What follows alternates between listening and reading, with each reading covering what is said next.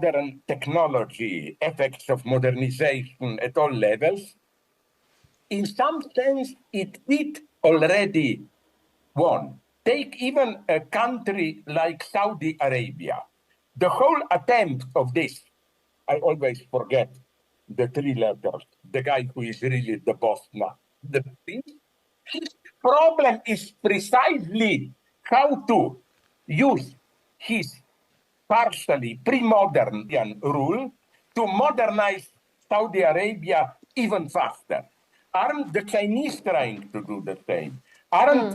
Isn't Modi trying to do the same? So I don't believe that the answer is avoid Western modernity. Because if you do this in today's world, you become an ultra-exploited colony.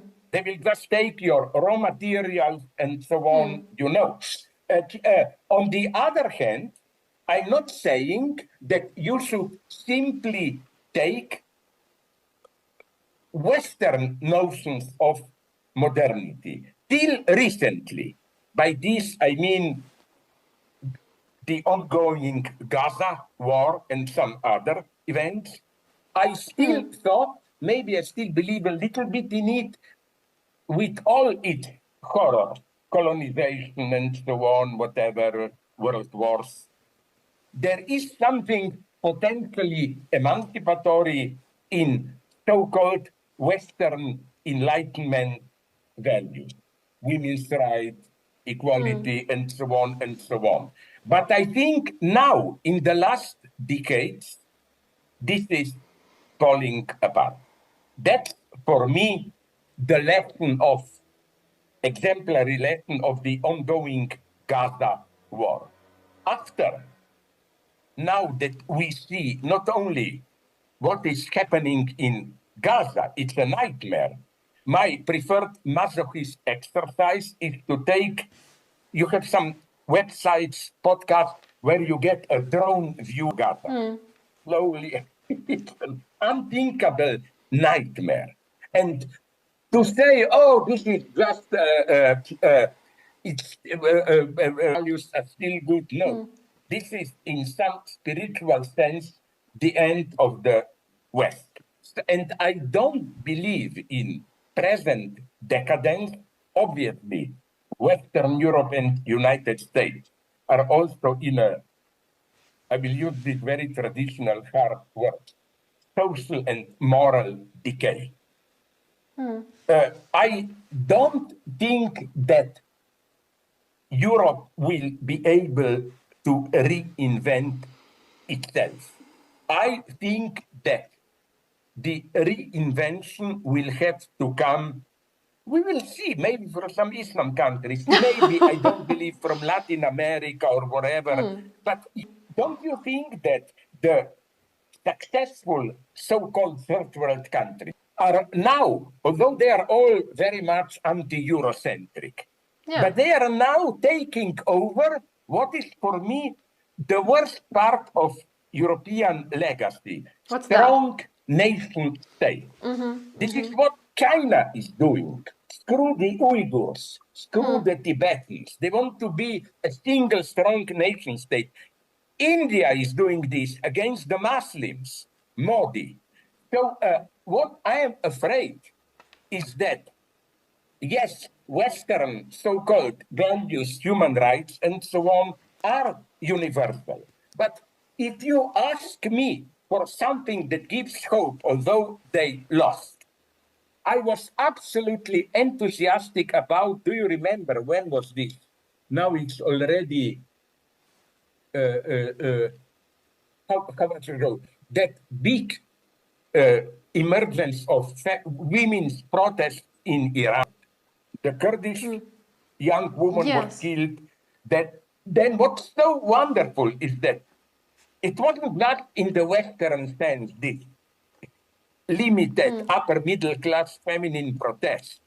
Ordinary people were mobilized and so on. It was something unique that what began as a women's protest grasped the entire society. You see, This was not Western feminism. It was without all these politically correct stupidities, Should we call them they or he or it or what? It was an authentic rebellion. And this is, if you ask me, this is my hope with all my support for universities there.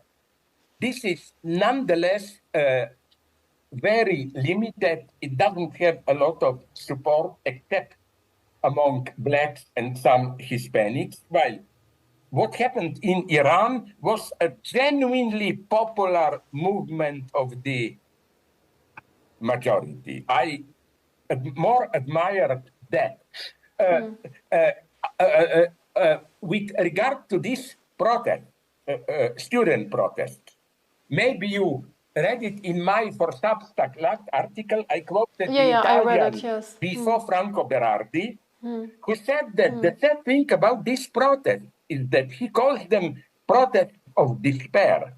They don't have any positive reason. Okay, they have stopped the war and so on. But their message is only, let's admit it, we are in a horrible situation. There is no vision. I was there. I met them. It's go to Ramallah. PLO is simply not taken seriously by majority of Palestinians on the West Bank. And here I'm becoming really a pessimist. People tell me, is Israel not seeing what they are doing? They are pushing Palestinians towards Hamas.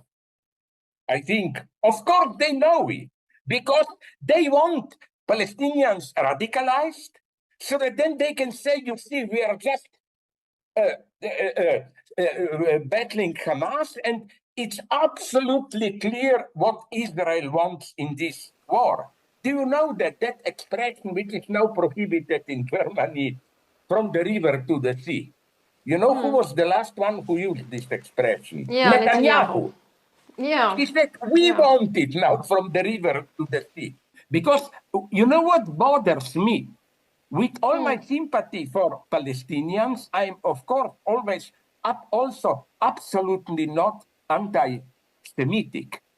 So what worries me is, are people aware what goes on now in Gaza? What will this do to anti-Semitism? Till now, anti-Semitism was more or less European phenomenon. Now, anti-Semitism will become a worldwide phenomenon, an ideology of all the poor people in Asia, Africa, Latin America. This will be a tragedy for the Jews themselves. So I think it will be something horrible that I will tell you.